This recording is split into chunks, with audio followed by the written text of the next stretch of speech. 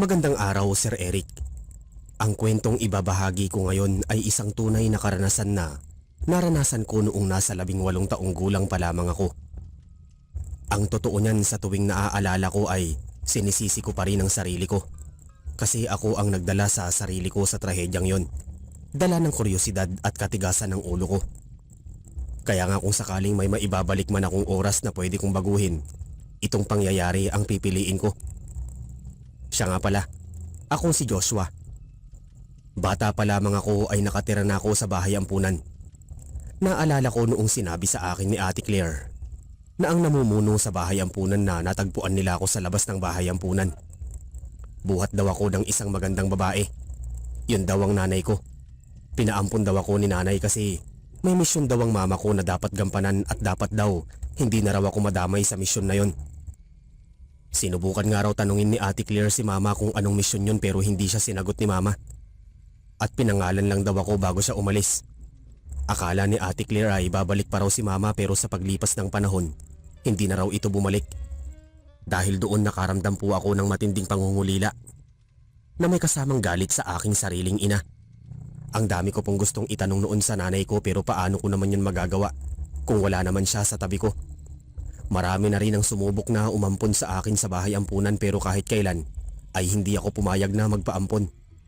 Umaasa pa rin kasi ako na babalikan ako ng sarili kong ina sa lugar kung saan niya ako iniwan. Pero nagkamali ako, Sir Eric. Hanggang sa umabot ako ng 18 taong gulang ay hindi pa rin siya dumarating. Kaya naman umabot na ako sa punto kung saan naisipan ko na siyang hanapin. Sisimulan ko ang kwento noong gabi. Normal na gabi lang naman yun pero para sa akin, yun na ang gabing punong-puno ng kalungkutan. Birthday ko kasi noon at tuwing birthday ko ay naaalala ko lagi ang pag-iwan sa akin ng nanay ko. Nabaling ang tingin ko sa aking gilid nang marinig ko si Jaime na paparating. Nasa kusina ako nung mga oras na yon. Binati niya agad ako ng maligayang kaarawan pero nginitian ko lang siya.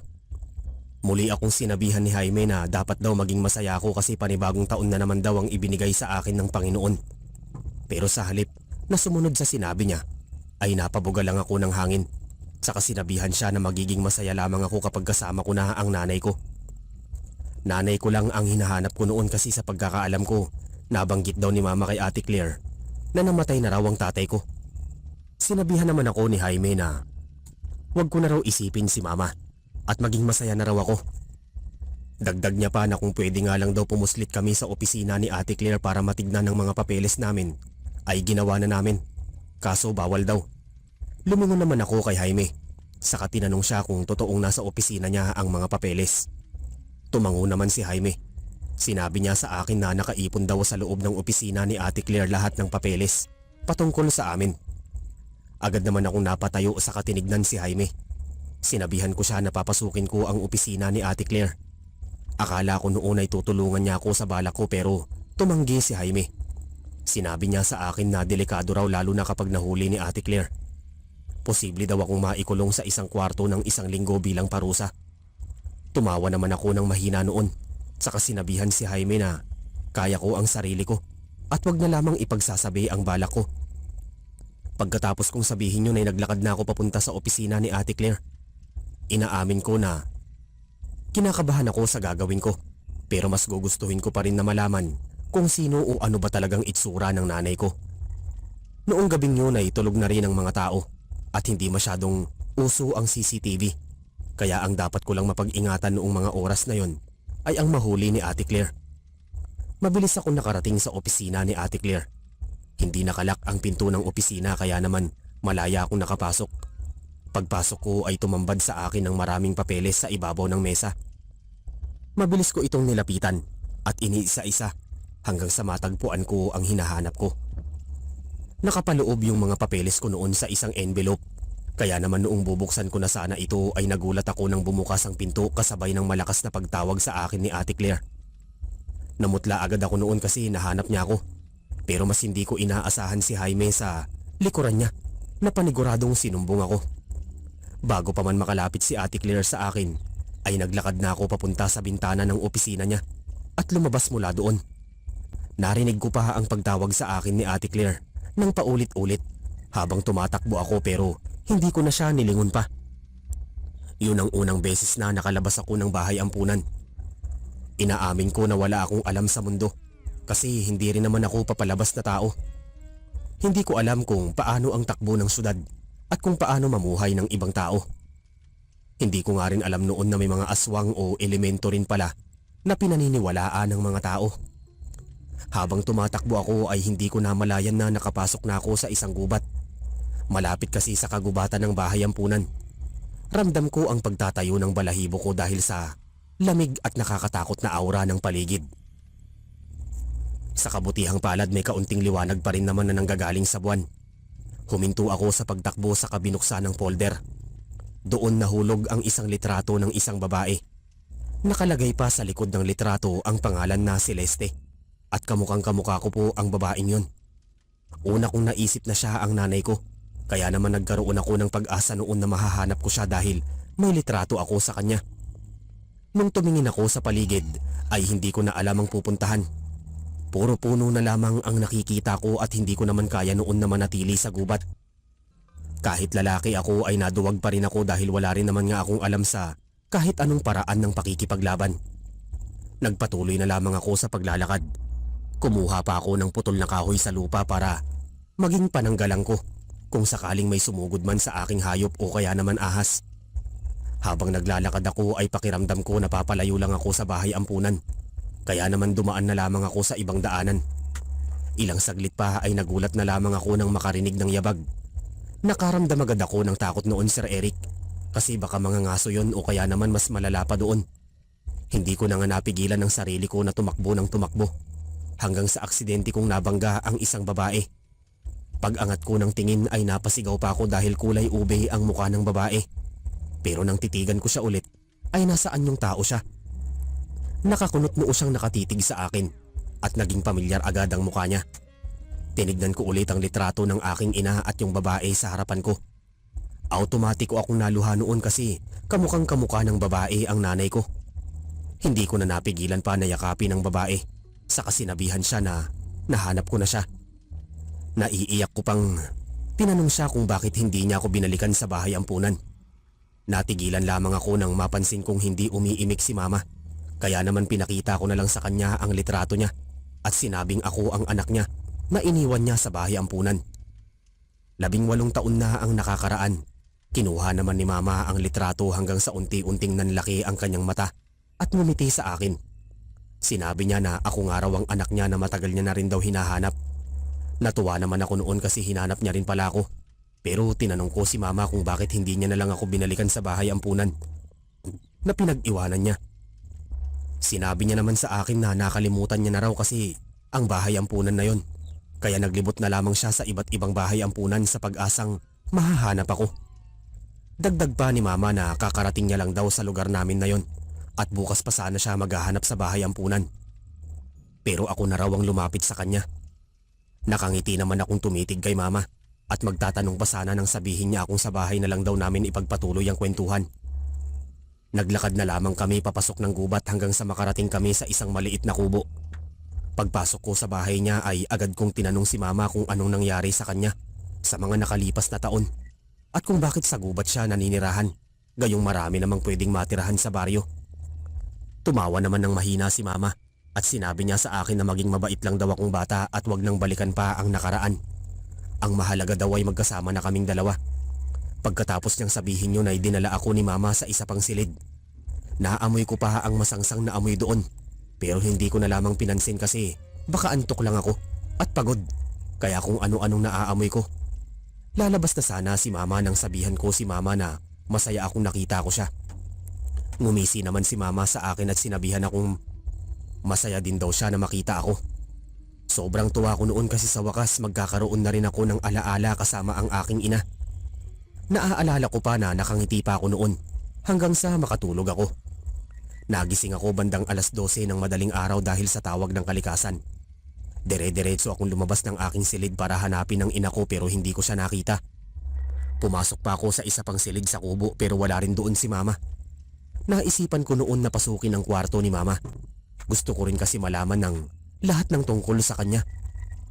Papasukin ko na sana ang kwarto niya nang makarinig ako ng mga yabag sa labas ng bahay. Nang silipin ko ang labas ng bahay mula sa bintana ng kubo, ay nakakita ako ng 3 kalalakihan. Kinabahan agad ako noon kasi baka magnanakaw o kaya naman mga ngaso. Nagmamadali akong naglakad papunta sa sala para sana sabihan si mama, pero nagulat ako nang pumasok si mama sa loob ng kubo.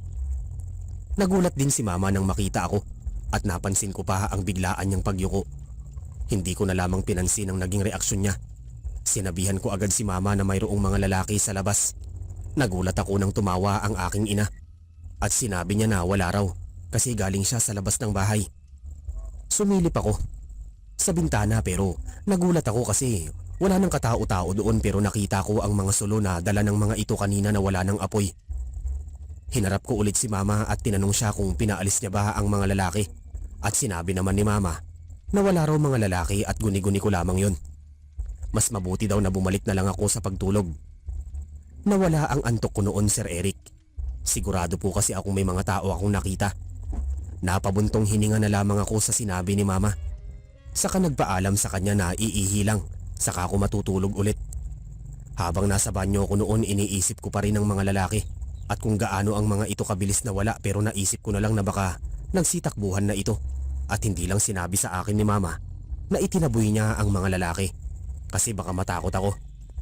Inalis ko na lamang sa isipan ko yon, saka bumalik na lamang sa kwarto ko upang ipagpatuloy ang pagtulog. Kinabukasan, inaya ako ni mama na mangaso daw kami sa gubat. Pumayag naman ako kasi gusto ko rin makapagbanding noon ang nanay ko. Buong maghapon ay nangaso lang kami, kumuha ng mga kahoy at iba't iba pang mga bagay.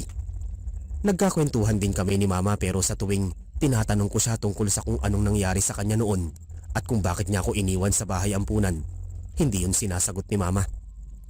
Sinasabi niya pa sa akin na hindi na raw dapat binabalikan ang nakaraan. Inisip ko na lang tuloy na hindi pa handa ang nanay ko na sabihin sa akin ang totoo. Bandang 6:00 ng gabi nang maisipan namin ni mama umuwi.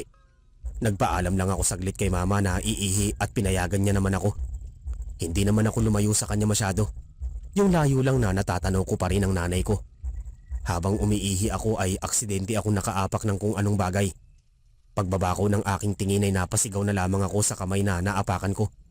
Kamay ng isang patay na tao na wakwak pa ang dibdib at muka. Nagmamadali akong tumakbo palapit sa aking ina, saka sinabi sa kanya ang aking nakita.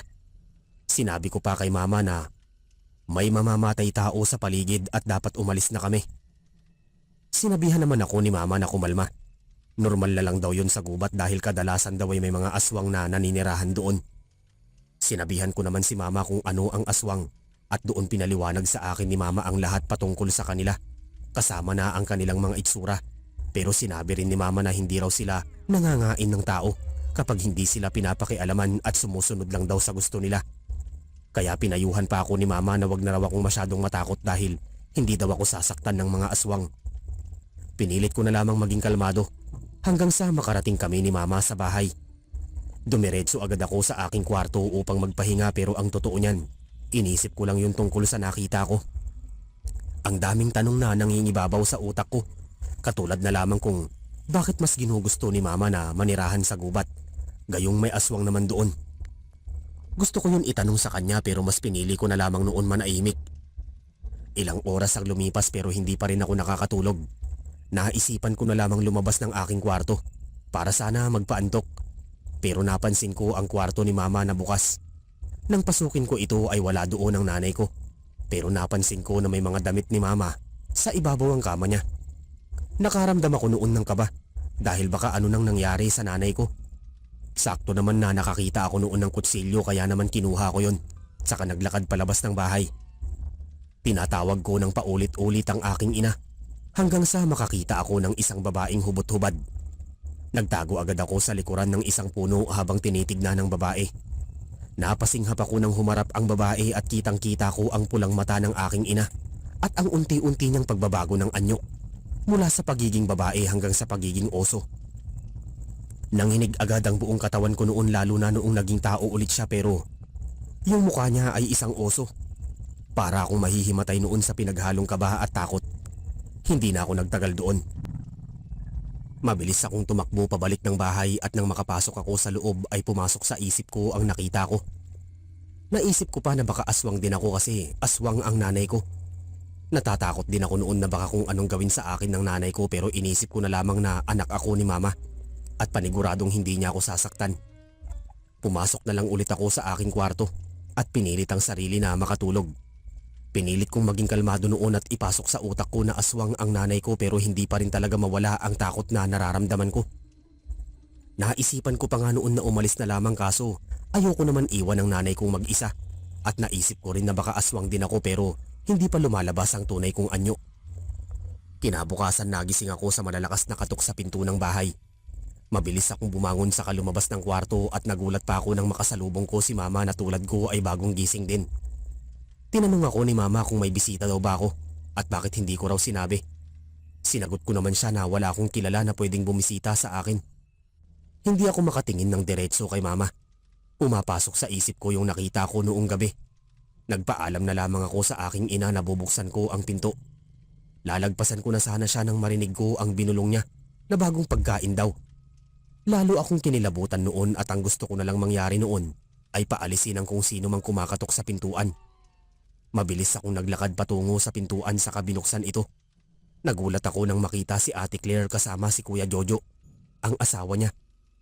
Maging sila ay nagulat din nang makita ako.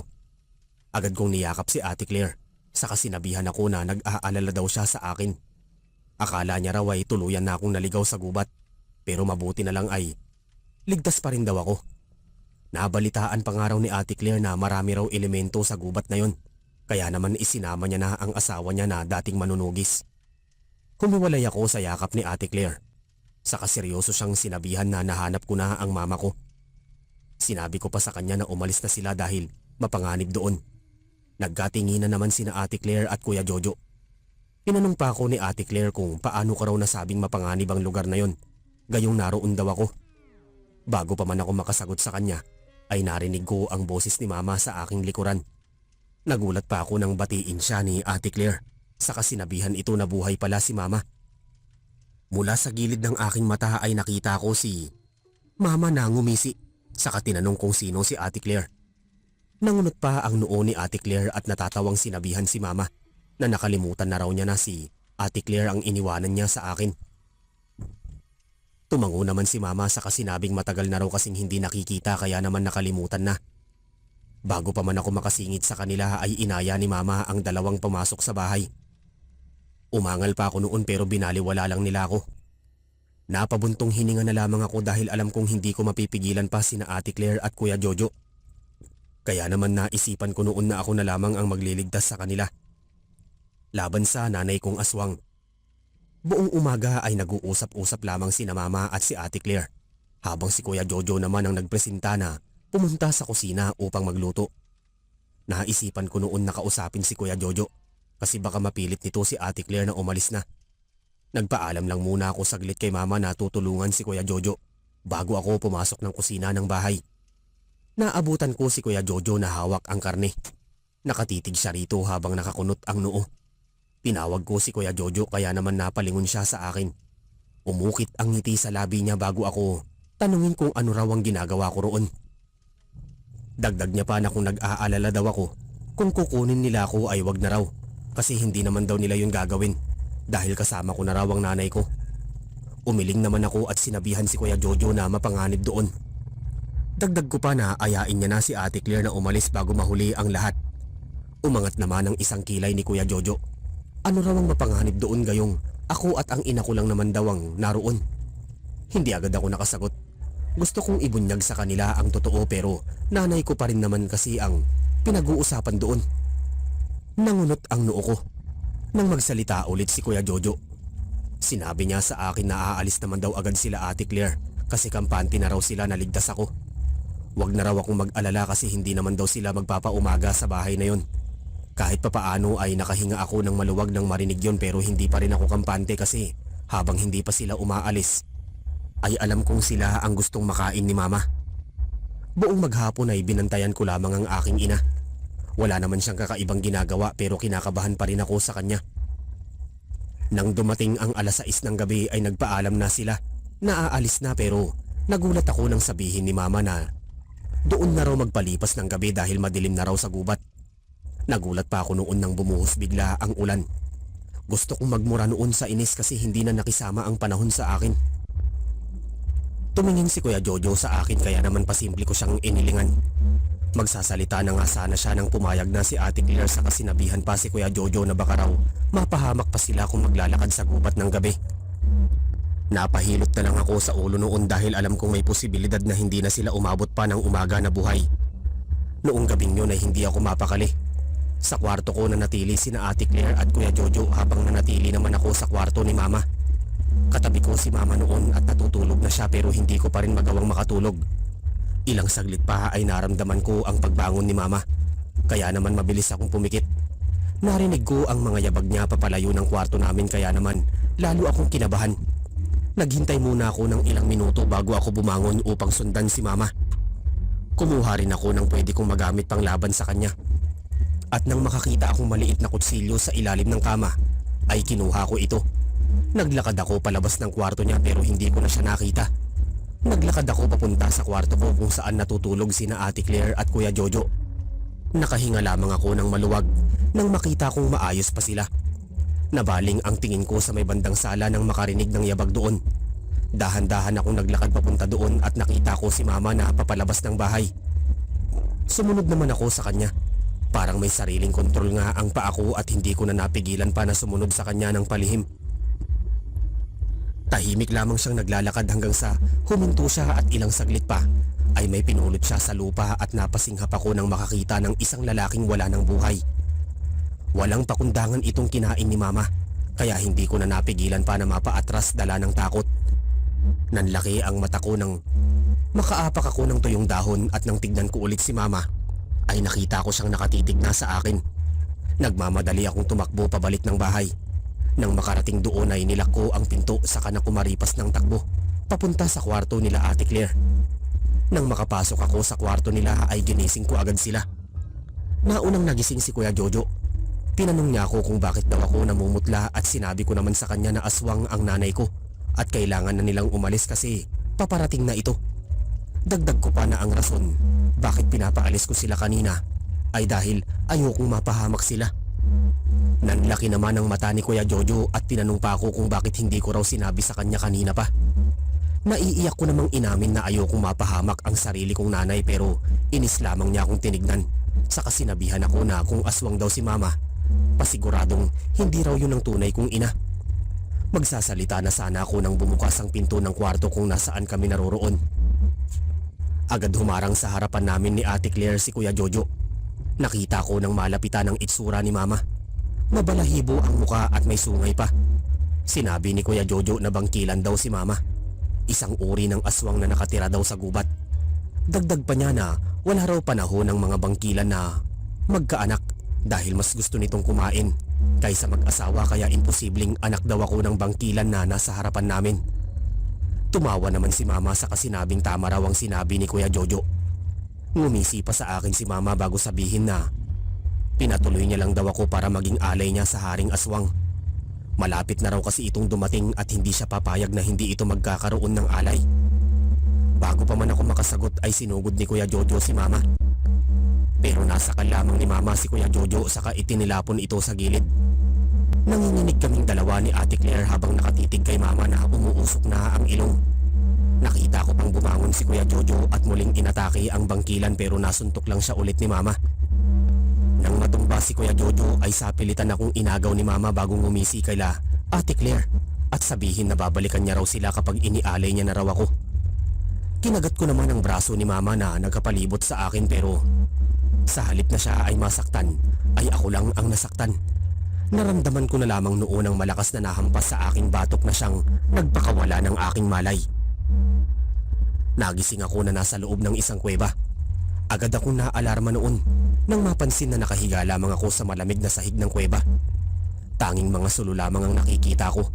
Mabilis akong bumangon sa kainayos ang sarili. Hindi na ako nag-aksaya pa ng oras noon. Mabilis akong tumakbo palabas ng kuweba pero nagulat ako nang makarinig ako ng tawa sa paligid. Umieko yun sa buong kuweba na lalong nagpatindig ng balahibo ko. Gayunpaman pinagpatuloy ko pa rin ang pagtakbo. Natigilan lamang ako nang may humarang sa akin. Pagtingin ko sa unahan ay nakita ko si Mama na nakaanyong tao na. Umatras ako nang lumapit siya sa akin at tatakbo na sana ulit nang mahawakan niya ako at walang awang itinapon palayo sa kanya. Napadaing ako sa matinding sakit ng aking likod. Naiiyak na ako noon kasi para akong lantang gulay na itinapon niya lang. Tumawa si mama sa kaiiling-iling na tinignan ako. Sinabi niya sa akin na katulad lang daw ako ng aking ina. Nanlaki ang mata ko sa sinabi niya. Sinabihan ko pa siya na hindi ko pala siya tunay na nanay pero bakit niya ako kinuha at bakit kamukha niya ang nanay ko. Sinabi naman ng bangkilan na yun na ang nanay ko raw ay patay na. Pinatay niya raw. Kambal niya raw kasi ang nanay ko at isa raw sa kanila ang naging aswang at halata naman daw kung sino ang isinumpang aswang. Akala daw ng bangkilan ay susuportahan siya ni mama pero pinatugis daw siya ng totoo kong ina sa mga manunugis na naging dahilan ng galit ng bangkilan. Pinatay niya raw si mama at hindi niya alam na may anak ito pero noong pinakita ko raw ang litrato sa kanya, alam niyang nanay ko raw ang kinasusuklaman niyang kakambal at hindi daw siya makakapayag na hindi daw niya ako mapapatay sa paraan kung paano niya pinatay ang nanay at tatay ko. Hindi ako nakasagot sa sinabi niya. Sinabi ko pa na hindi ko kasalanan ang ginawa ni mama sa kanya pero tumawa lamang ang tita ko. Opo, tita ko. Tita ko po ang bangkilan na akala ko totoo kong ina. Umayos ako ng tayo sa kasinamaan ng tingin si tita. Tumingin ako sa paligid nang mapansin na ako lang pala ang mag-isa at wala sina Ate Claire. Kaya naman tinanong ko siya kung nasaan sila at sinabi naman niya na huwag ko na raw hanapin ang mga taong nasa tiyan niya na. Lubos akong nagalit noon, Sir Eric. Hindi ko naman alam kung paano ko lalabanan ng isang bangkilan. Wala nga akong kaalam-alam sa pakikipaglaban. Kinuha ko ang bato na nasa lupa saka ibinato ito kay tita. Nang mapansin kong natigilan siya, ay mabilis akong tumakbo palabas ng kuweba. Pero nahuli niya ako. Hinawakan niya ang aking braso pero sinuntok ko siya sa muka, saka tinadyakan sa pribadong parte niya. Nang mapansin kong napaatras siya ay kumuha pa ako ng isa pang bato, saka ibinato sa kanya at muling tumakbo palabas ng kuweba. Nagawa kong makalabas noon pero hindi ko naman alam kung saan ako papunta.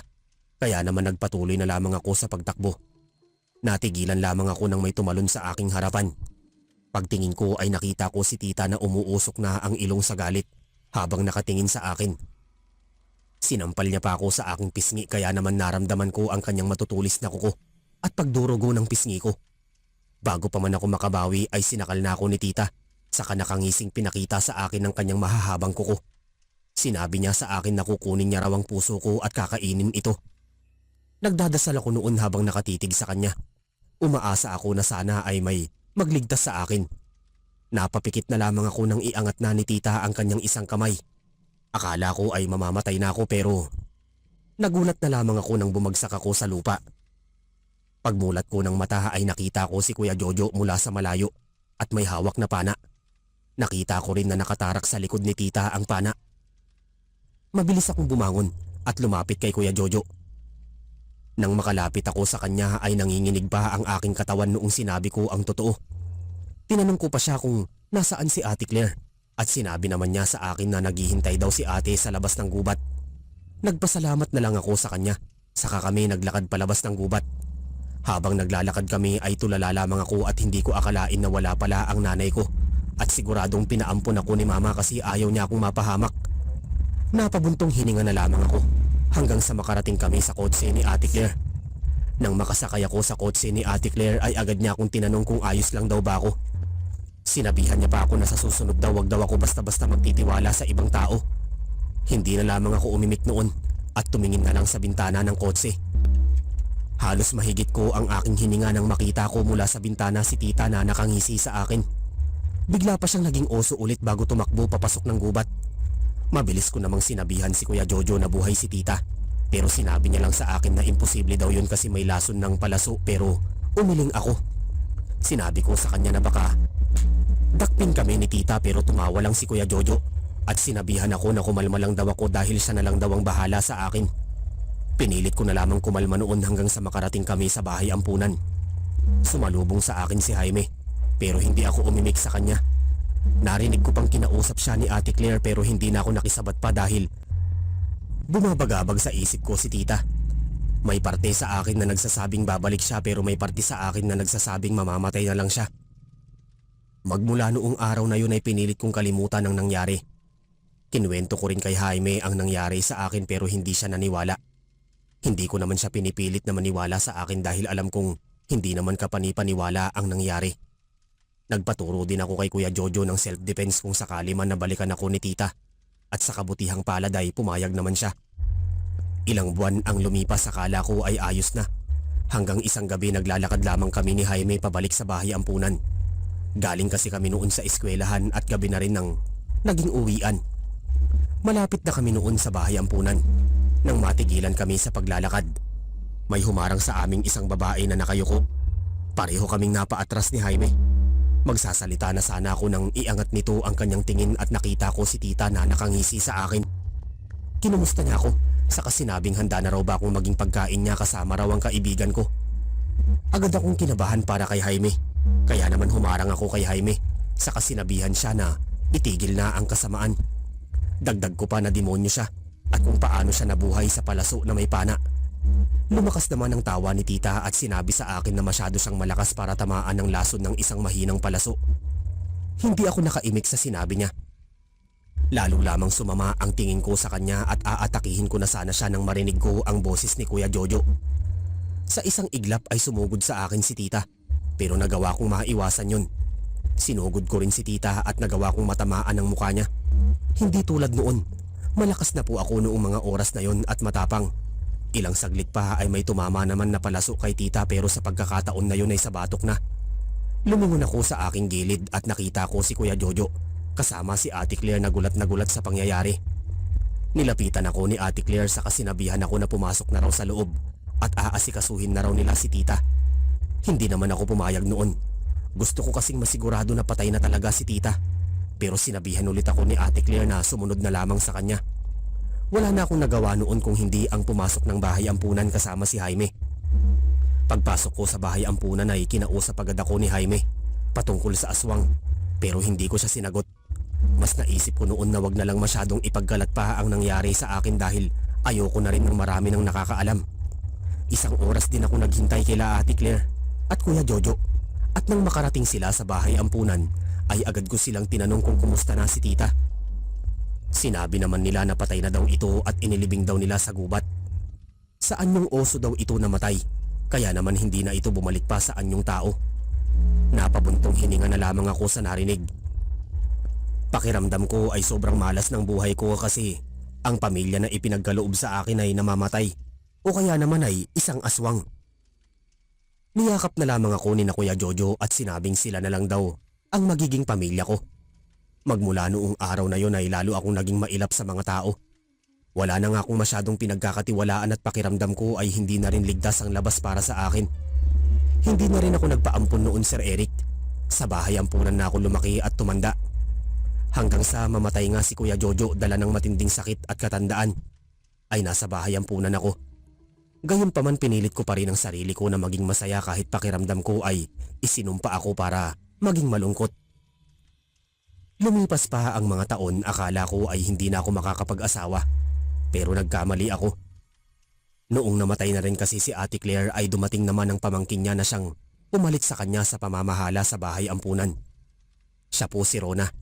Umibig po ako sa kanya at ipinangako ko po na ililigtas ko siya sa kapahamakan. Naikwento ko rin sa kanya ang naging karanasan ko, at ang totoo niyan, isa siya sa nag-inganyo sa akin na ibahagi ang kwentong ito dito sa channel ninyo. Ngayong kasalukuyan, may anak na po kami. Kambal din. Pinangalanan ko po silang Celeste at Celestial. Nakapangalan nga rin ng aking totoong ina. Yung bahay ampunan noon ay naging simpleng tahanan na lang naming pamilya. Opo, hindi na namin iniwanan ang lugar na yon dahil doon nabuo ang lahat ng alaala, lalo na sa akin na doon na lumaki at dito na rin tumanda. Kung si Jaime naman po, naampun po siya at masaya na rin siya sa buhay niya. Ngayon ang tanging hiling ko na lang ay ang makalimutan ng pangyayaring ito, at kagaya ng sabi ko noong una, kung maibabalik ko lang ang panahon na nangyari